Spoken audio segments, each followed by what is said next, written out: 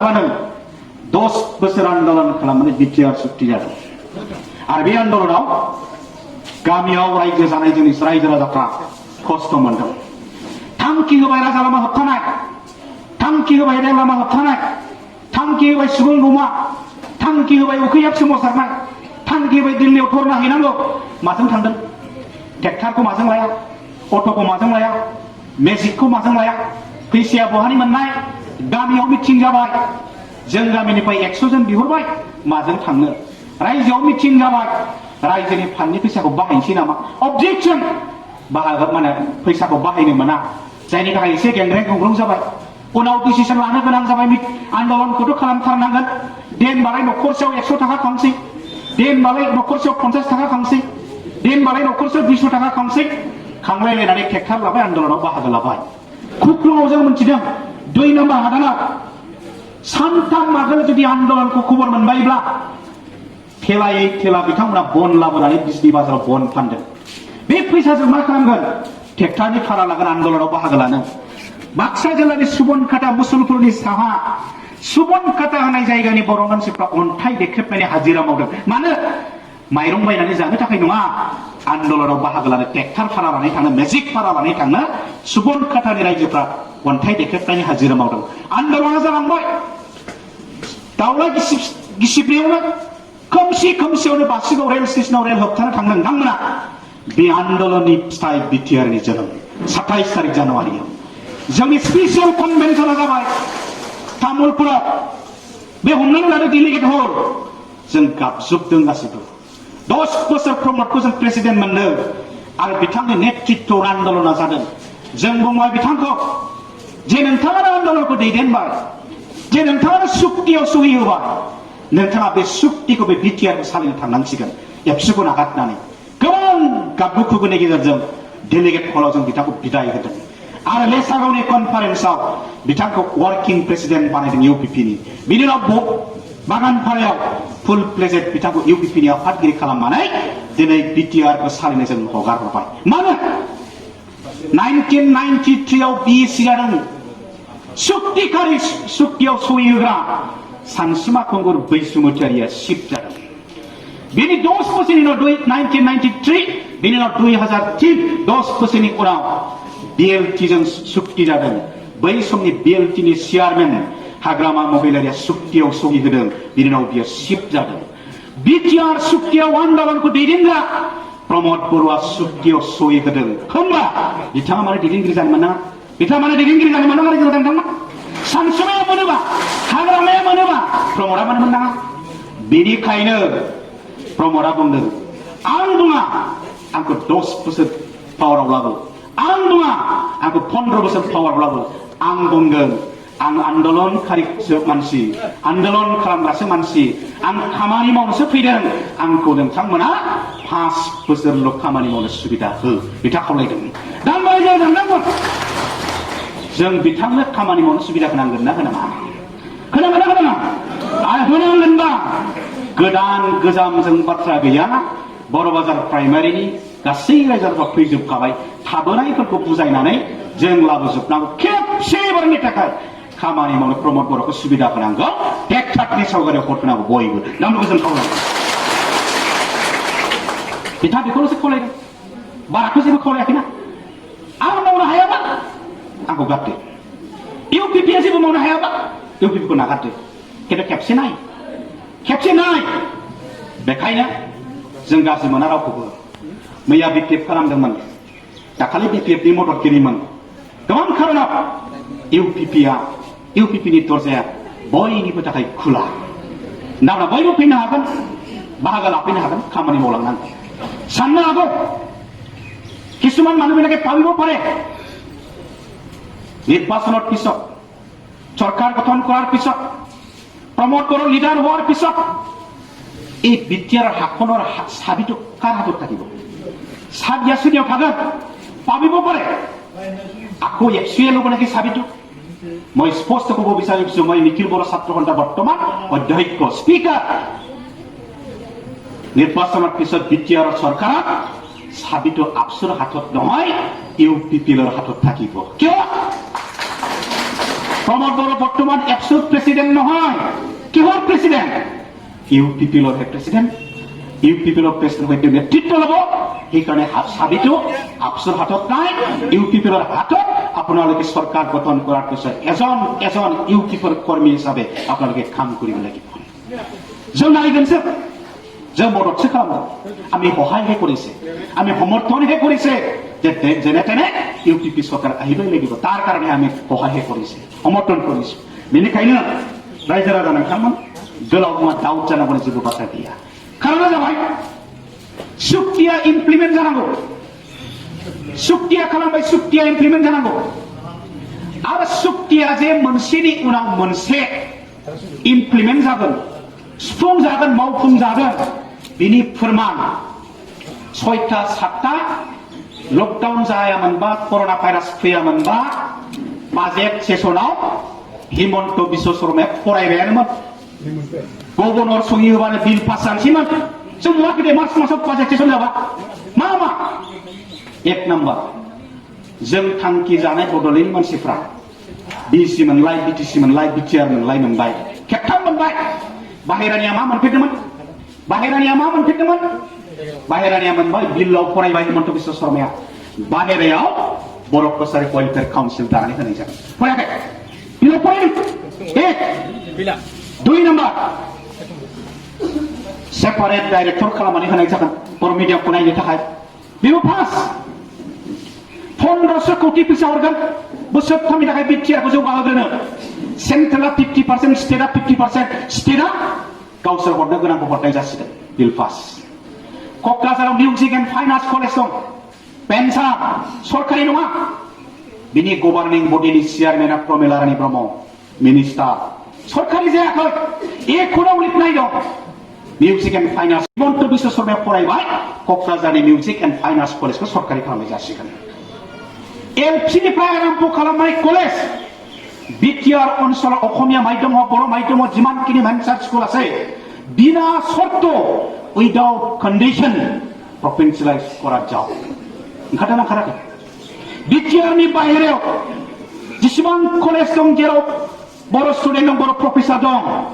appointment दिया जाओ already appointment मोनबाय नोंथांमोन बाहेरानि कलेज जेरै दुधनै कलेज लांहिन कलेज बहाबा कलेज बेयाव जायफोर बर' प्रफेसारफोरा अनारिनि खाथि दंमोन अलरेडि एपइन्ट मोनसे थांगासिनो दंना गैया मोनसे थांगासिनो दं बाखि जोंहा दंबावो गोबां central university NIT Ayurvedic college medical college nursing training center प्रत्येक जिल्लायाव नवोदया प्रत्येक जिल्लायाव साइ स्मल स्केल इन्डास्ट्रि बायदि बायदि मोनसेनि उनाव मोनसे लांनांगौ 5निफ्राय 7,000 इयुथफोरखौ लाइमोनफोरखौ पारामिलिटारियाव साख्रि होनांगौ बिटिआरनि लेखा गोरों मानसिफोरखौ थांना थानायनि राहा बानायनांगौ बे गासिबो बाथ्राफोर दंजोबो बेखौ जों इमप्लिमेन्ट खालामनांगौ दा इमप्लिमेन्टखौ सोर बानायगोन गाव जोनोम होनाय फिसाखौ बिमाया जेरै दाव अनगोन बर' रावाव दंखायो बिमा बाथुला बिदि अनाबो जानो हागौ दा जुदि प्रमद मोना फैनो मोनाबा बिटिआरखौ सोरबाया दैदेनबा बिमा बाथुलनि नोजोरजों नायगोन ना नाया जों आन्दलन खालामनानै मोननाय बे बिटिआर आं सेफटि जागोन ना जाया थ' बेनिखायनो खेबसे बारनि थाखाय बिटिआरखौ दैदेननो सुक्ति खालामग्रा मानसिफ्रा गोहो मोननांगौ ओंखायनो रायजोफ्रा बेखौ बुजिनायनि दिनै सम जाबाय आरो बुजिनानैनो दिनै नोंथांमोना फैदों बिथाङा खावलायदों लेसियागाव इउपिपिनि वार्किं प्रेसिडेन्ट जानायनि उनाव बिटिआर सुक्ति जाबाय बिनि आगोल एनडिपिनि समस्या दंमोन बड'लेण्डनि समस्या दंमोन एनडिपिनि समस्या बिटिआर सुक्तिजों जोब्बाय बड'लेण्डनि समस्या बिटिआर सुक्तिजों जोबथ'बाय दा मोननै खामानि दं एक बे बिटिआरआव थानाय गुबुन गुबुन हारि माहारिनि गेजेराव गोजोन खौसेथि लाखिग्रोनांगौ दुइ बिटिआरखौ जौगानांगौनि थाखाय खामानि मावनांगौ যিদিনা এবিএমসিৰ লগত আলোচনা কৰিছো 3বাৰ 4বাৰ মই নিজে প্ৰেজেন্ট প্ৰমোদ বড়ো আহ্বান কৰিছে এবিএমসি কিন্তু বিটিআৰৰ বড়োৰ পিছত সেকেন্ড মেজৰিটি হল মুছলিম আপোনালোকে যদি ওলাই নাহে পিছত যদি পিছ পৰি যায় প্ৰমোদ বড়ো ল'ব না কোনে ল'ব ওলাই আহক তেতিয়া এবিএমচিয়ে ক'লে চাল আপনি আহ্বানটো আমি সন্মান জনাইছো কিন্তু আমাৰ এটা কণ্ডিশ্যন আমাক 5টা কেণ্ডিডেট দি দিয়ক প্ৰমোদ বড়ো যেতিয়া ক'লে হ'ব ওলাই আহক 5টা কেণ্ডিডেট দি দিলো এতিয়া 4জন সক্ৰিয় এবিএমচিত নেতাবিলাকে ইউপিপিত যোগদান ফাউণ্ডাৰ প্ৰেচিডেণ্ট মাইনুল হক সেই সময়ৰ প্ৰেচিডেণ্ট আবু সাইদ আনসাৰী সেই সময়ৰ জেনেৰেল ছেক্ৰেটাৰী নজৰুল ইছলাম সেই সময়ৰ ভাইচ প্ৰেচিডেণ্ট মজিব ইউপিপিৰ যোগদান এতিয়া আমি যিমানখিনি সজা जों जेसेबां सांग्रां बावरागुरियाव थां फानबारिथिं थां मानास सेरफाङाव दिनै मुस्लिम मानसिफ्रा बुंदों एबार इउपिपि सरकार আহিবাই লাগিব बिथांमोना दिनै फैबाय दिनै फैजोबनानै दं दिनै बेंगली भाइयों आह्वान करेছে प्रमोद बड़ो যে আপনারা ওলাই আহক আহ্বান করার মরমে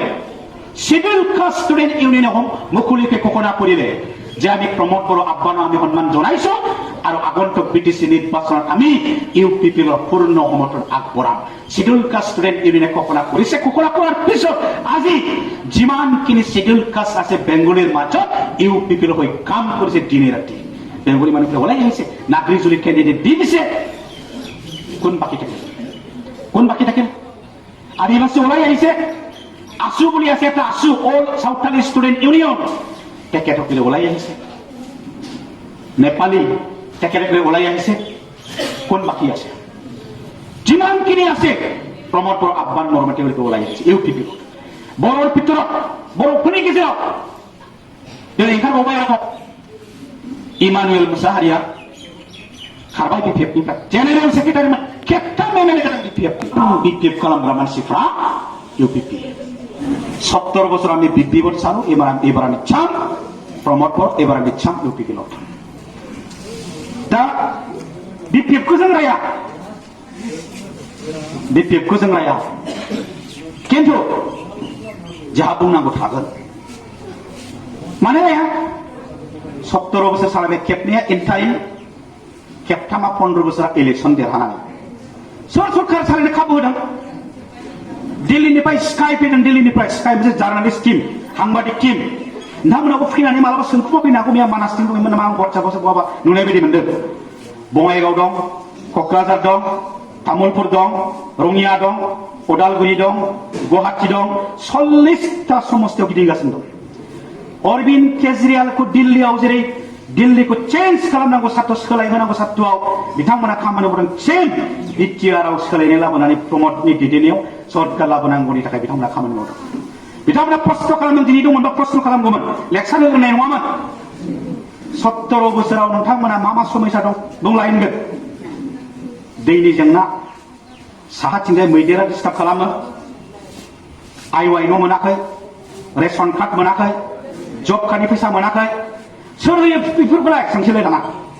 खोनानायावथ' पिसिडिसि मेम्बार चेयारमेनफोरा होयो रुलिं गभर्नमेन्टआव थानाया होयो बिटिसिनि रुलिं गभर्नमेन्टआव थानाया होयो सोर होनबालाय रुलिं गभर्नमेन्टआलाय बिपिएफ लिडारा सोर हाग्रामा महिलारि मानो होआखै नाया माने हिन्दी बिसोर हिन्दीनि बुङो जोंनो होआखै होनबा दा उपाया मोनसेल'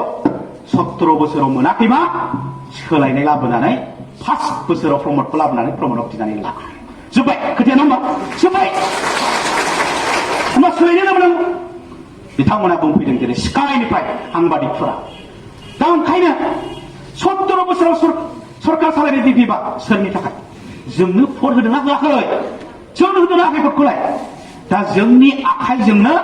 सोलायफिननायनि बिबानखौबो जोङो लानांगौ दा सोलायनायखौबो जोंनो खालामफिननाङा दा सोलायनानै प्रमोदआ देरहानांगौबा इउपिपि देरहानांगौबा जोंनो देरहानांगोन दा बेनिखायनो बिबाना जोंनाव जों बुंनाय बाथ्रा नङा आं राजनितिक बाथ्रा बुङाखै पेपार नायला दाना वाट्सएपआव नुखायो फेसबुकआव नुखायो बयबो सांग्रां आखायाव स्मार्ट मबाइल सानथाम आगोल गभर्नर सासनखौ केस होदोंमोन हाइकर्टआव आरोबाव जेनबाय गभर्नर सासना बहाल थाफिनबाय गभर्नरा मा खालामदों दा बिटिसिनि सेक्रेटारियेट अफिसनिफ्राय 20टा फाइल लानानै थांबाय थांनाय 17 बोसोराव बिपिबा बबे बबे डिपार्टमेन्टआव भुवा स्किम दिहुननानै बेसेबां खौटि आत्मसात खालामा बेखौ चेक खालामो सेक्रेटारियेट अफिसनिफ्राय दिसपुराव लानानै थांबाय 20टा फाइल पेपाराव ओंखारदों एरेस्ट होबोलि आरो बेसे दिन नाय पेपारावसो होदों दा पेपारावसो होदों 20टा फाइल लानानै थांबाय आरोबाव ओंखारबावबाय हाग्रामा महिलगत हंगिनाय गाख'नाय लोगो गैलानो हिनजावखौ लानानै बिजिखौ लानानै इलेक्सन केम्पेइन खालामगासिनो दं पेपाराव ओंखाराखै लोगो गैला रावबो थांफाया 2 नाम्बार 3 नाम्बार मोननैयाव दारायदों देबरगाव आरो कसुगाव गावनि समस्ति देरहानाय समस्या जाबाय देबरगाव गिनानै जेनेबा मा जागोन जोंनि केन्द्रआ जाबाय बुद्धदेब बसुमतारी मुसाहारि मानो थिथागुरिनिफ्राय सानसुमानि गामिनिफ्राय साहा थांबायबाथाय एखेबारे लुंसुं हाग्रा नांहैबाय फुरा जोंनि जिउ टाउननि थाखाय जेनो एबाराव मा जायो दानि सोलायनाय बायदि सोलायमारदोंबाथ' गैला देबरगावबो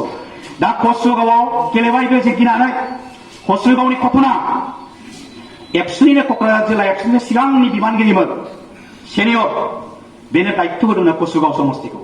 नों आंखौ देरहाहरनांगौ कसुनिफ्राय नोङो बेसेबां फैसा गोनांथि जायो आं दं खेबसे लागायनो 40 ना 50 लाख हरबाय खामानिया जागायदो दाना खामानियाथ' जागायाखै लोगोफोरनिफ्राय रिपर्टआ थांबाय सार माथो नों उमुकसिम लाख फैसा हरबायनो जोंथ' आथोनाबो मोनाखै खामानिखौबोथ' बे आवगायाखै आरो समस्तिखौथ' जों नायजोब्बाय साफा इउपिपि जोब मा जागोन दा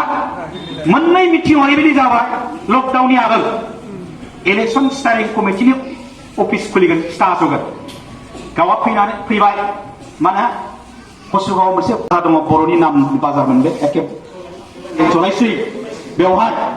फैबाय मोनसे मानसिफ्राथ' गैथ'वा खाथियाव थांनानै सिगारेट सोबहैगासिनो मानसिया फैया उनाव दाना गावसोरनो फैदो होननानै लेंहरलाबायनानै फिथाखौ हास'नानै ब्लड दाना मोनसेयाव पाब्लिक मिटिं दं सियार गोजा मिटिं लिंग्राफ्रा गथ'फोरखौ केसेट दामनानै मोसालायलायगासिनो रायजोफोर गैया दाया जाबायना बेसेबां फैसा लाबोनानै मा मावखो नोङो अफिसाव था आं थांगासिनो फैबाय मानसिया दरा फांथेनानै दोखो बुनानै ब्लड गावनो बुदों रावखौ बुवाखै गावनो बुदों बे जाबाय गावनि अबस्था बे जाबाय गावनि समाजनि अबस्था नंगौना नङा होननानै जों क'क्राझार रिपर्ट लाजोबबाय कमप्लिट स्पष्ट बनरगाव समस्तिनि बिपिएफनि केन्डिडेट जाबाय राजिब बांगाल इएम नङा होमबा इएम मोन बिदाया फार्स्ट क्लास कन्ट्रेक्टर बिदाया होनदों राजिब